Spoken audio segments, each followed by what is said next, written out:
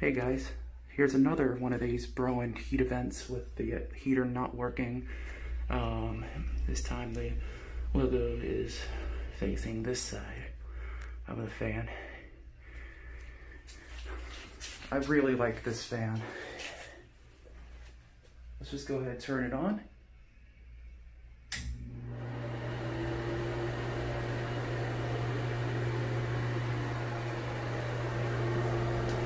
I forgot to mention from the previous video of this, this is another unit.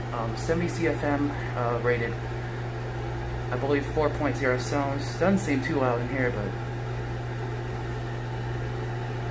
this one's not as buzzy. Actually, not buzzy at all. Here's another neutron switch. Vents that they use.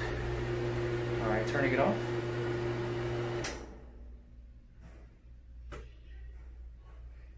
And let's turn it back on again.